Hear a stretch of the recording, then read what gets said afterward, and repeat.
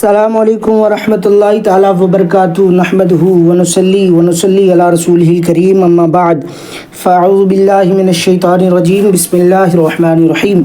اللہ تبارک و تعالی قرآن کریم فرقان حمید میں ارشاد فرماتا ہے، لعنت اللہ علی الکاذبین، جھوٹوں پر اللہ تبارک و تعالی کی لعنت۔ پہلے تو آپ چڑیا گھر کے اس پلامبی کی ویڈیو سنیے، پھر ہم مزید گفتگو کرتے ہیں کہ بریلوی علماء دیوبند کو کافر کہتے ہیں اس میں، اور علماء دیوبند یا علماء اسلام مرزائیوں کو کافر کہتے ہیں اس میں زمین و آسمان کا فرق ہے۔ فرق کیا ہے؟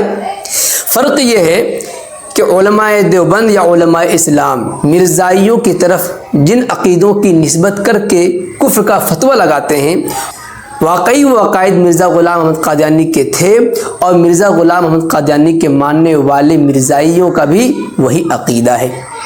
جبکہ بریلویوں نے جن عقائد کی نسبت علماء دیوبند کی طرف کر کے علماء دیوبند پر کفر کا فتویٰ لگایا، ان عقائد کا علماء دیوبند سے کوئی تعلق نہیں ہے، بلکہ محض ایک الزام ہے۔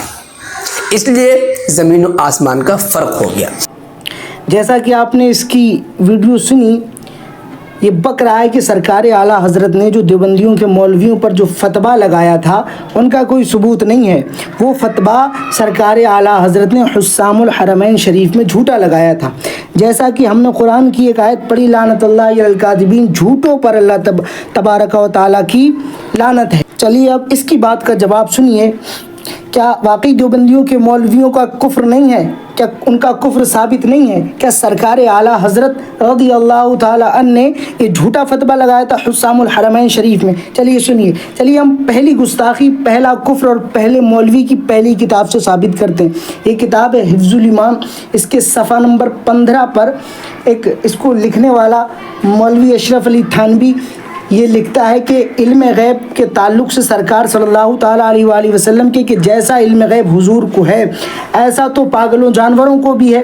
چلیے ورڈ ٹو ورڈ سن لیجئے کہ کتاب میں کیا لکھا ہے۔ معاذ اللہ رب العالمین، یہ کہ آپ کی ذات مقدسہ پر علم غیب کا حکم کیا جانا اگر بقول زید صحیح ہو تو دریافت طلب یہ امر ہے کہ اس غیب سے مراد بعض غیب ہے یا کل غیب؟ اگر بعض علوم غیبیہ مراد ہے تو اس میں حضور کی ہی کیا تخصیص؟ ایسا علم غیب تو زید و عمر بلکہ ہر سبی و مجنون بلکہ جمیع حیوانات و بہائم کے لیے بھی حاصل ہے۔ معاذ اللہ، استغفر اللہ۔ ان جاہلوں کو یہ سب نہیں دکھتا؟ کیا یہ عبارت ایک عاشق پڑھے گا کیا اس کا دل نہیں دکھے گا؟ یہ صرف اتنا ہی نہیں بلکہ ابھی اور سنیں، جھوٹ نہیں ہے مولوی صاحب، جھوٹ تو وہ ہے جو تم دکھانا نہیں چاہتے ہو، جو تم چھپانا چاہتے ہو، لیکن اب وہ چھپے گا نہیں، اب تو چھپ گیا ہے نا۔ اب آئیے دوسرے مولوی کی کتاب دیکھیے، اس کا نام ہے معاذ اللہ، اس کتاب کا نام نہیں لینا چاہیے لیکن میں لے رہا ہوں۔ اس کا نام ہے صراط مستقیم، مولوی حرام خور کا نام ہے اسماعیل دہلوی۔ نماز میں حضور کا خیال آ جانا معاذ اللہ رب العالمین گدھے اور بیل کے خیال سے بھی بدتر ہے، یعنی ان کے نزدیک اگر گدھے کا خیال آ جائے نماز میں تو نماز ہو جائے گی، اور اگر امام الانبیاء سید المرسلین رحمت للعالمین کا خیال آ جائے تو معاذ اللہ نماز نہیں ہوگی۔ تو چڑیا گھر کے اس مولوی سے پوچھو کہ یہ جھوٹ ہے مولوی صاحب؟ نماز پڑھتے وقت کتنی دفعہ گدھے اور بیل کا خیال لاتے ہو اپنے دماغ میں؟ ابے گھامڑو، ہمارا عقیدہ سنو، جب تک حضور رحمت للعالمین کی تعظیم اگر نہیں کرو گے تب تک دل میں رسپیکٹ اور محمد نہیں لاؤ گے، نماز، روزہ، حج و زکوٰۃ ناٹ ایکسیپٹیبل، قابل قبول نہیں ہو سکتی۔ ابے ہمارا عقیدہ تو یہ ہے کہ الحمدللہ کہ اگر حضور کا نام نماز میں نہیں آتا تو نماز ہی نہیں ہوتی۔ ابے حضور کا نام تو چھوڑو، حضور کا نام تو بہت بڑا ہے، یہاں پر تو آل محمد کا بھی نام اگر نہیں لوگے تو نماز نہیں ہوگی۔ یہاں پر آل محمد درود ابراہیمی پڑھو، اللہم صلی علی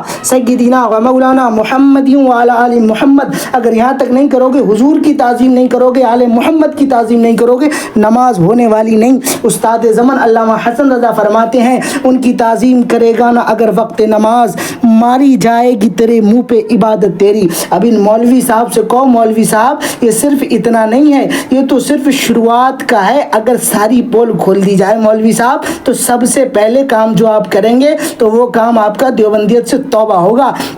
ابھی تو فتاوی رشیدیہ تحذیر الناس براہین قاطیہ کا موٹا موٹا کفر باقی ہے. اللہ تعالی ہم انشاءاللہ تبارک و تعالی اللہ رب العزت ہمیں ان سب چیزوں سے بچائے، دیوبندیت سے، وہابیت سے، رافضیت سے، خارجیت سے. انشاءاللہ تبارک و تعالی یہ ساری کتابیں جو رہ گئی ہیں ان کا بھی بہت جلد پردہ فاش کریں گے ہم. جب تک مولوی صاحب سے کہو مولوی صاحب اتنا ہضم کرو، آگے آگے آتا جائے گا، وہ ہضم کرتے رہنا. ہو سکتا ہے کسی روز، کسی سیکنڈ، کسی گھڑی میں، کسی منٹ میں ہو سکتا ہے آپ توبہ کر لیں.